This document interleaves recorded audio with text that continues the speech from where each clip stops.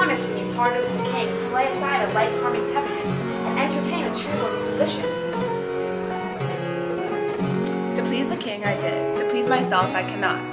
Yet I know no cause why I should welcome such a guest as grief, save bidding farewell to so sweet a guest as my sweet Richard. Yet again methinks some unborn sorrow, ripe in fortune's bloom, is coming towards me in my inward soul, with nothing trembles. That same thing agrees, more than with parting from my lord King Richard. Each substance of grief hath 20 shadows, which shows like grief itself, but is not so. For sorrow's eyes, blaze with blinding tears, divides one the entire to many objects, like perspectives which rightly gazed upon show nothing but confusion, eye to eye distinguish form.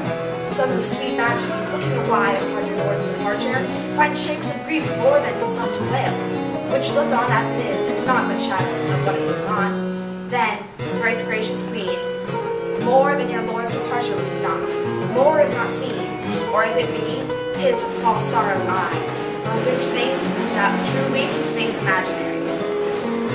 It may be so, yet my inward soul persuades me it is otherwise. Howe'er it be, I cannot but be sad, so heavy sad, as thought no thinking, on no thought I think, makes me with heavy nothing faint and shrink.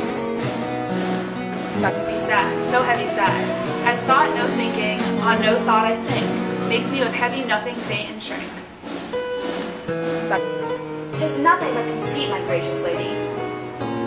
'Tis nothing less, conceit is still derived from some forefather, grief, mine is not so, for nothing hath begot my something grief, or something hath but nothing I grieve. 'Tis an aversion I do possess, but what is that I do not know what, I cannot name, 'tis nameless woe I want.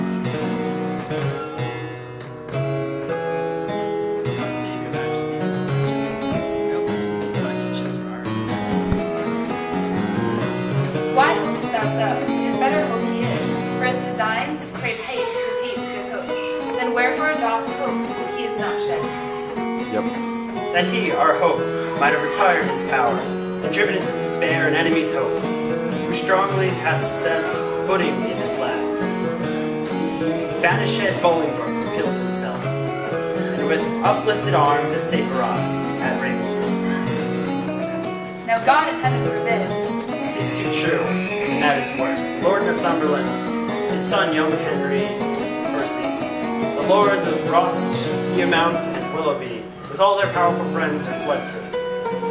And not proclaimed Northumberland, and all the other revolted rest, faction traitors. We have whereupon the Earl of Worcester hath broken his staff, resigned his stewardship, and all the household servants fled with him to Bolingbroke. So green, thou art the midwife to my woe, and Bolingbroke my sorrow's dismal air, and hath my soul brought forth her prodigy. And I, gasping new delivering mother, hath woe to woe, sorrow to sorrow. Despair not, madam. Who shall hinder me? I will despair, and be at enmity with cozening hope. He is a flatterer, and genty would dissolve the bands of life, with false hope lingers their struggle. Ah, here comes the Duke of York. With signs of war about his aged neck, oh, full of careful business are his looks. Uncle, for God's sake, speak comfortable words.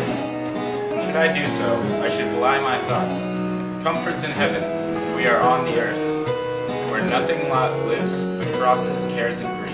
Your husband, he is gone to save far off, whilst others come to make him lose at home. Here am I left to underprop his land, who, weak with age, cannot support myself. Now comes the sick hour that his surfeit made. Now shall he try his friends that flattered him. My lord, your son was gone before I came. He was? Why, so go all which way it will. The nobles they are fled, the commons they are cold. Will, I fear, revolt on Hereford's side. Sirrah, get thee to Plashy, to my sister Gloucester. Bid her send me presently 1,000 pound. Hold, take my rein. My lord, I had forgot to tell your lordship. Today as I came by, I called there, but I shall grieve to report you the rest. What is it, me? An hour before I came, the Duchess died. Not for his mercy, kind comes rushing on this earth. I know not what to do, but would to God, so my untruth was not provoked. The king had cut off my head with my brothers. What, brother knows, is not declared. How shall we money sister, cousin I would say, pray pardon me. Go, fellow, get thee home, provide some carts, and bring away the armor that is there. Gentlemen, will you go muster men? If I know how or which way to order these affairs, thus disorderly thrust into my hands, never believe me. Both are my kinsmen. To one is my sovereign, and both my own, and duty bids defend. To other again is my kinsman, the king hath wronged. Conscience, and my kindred bids to rest. Well, so what we must do. Come, cousin, I'll dispose of you. Gentlemen, go muster up your men, and meet me presently at Berkeley. My shoes is clashing too. The time will not permit, all is uneven, and everything is left at 6 and 7.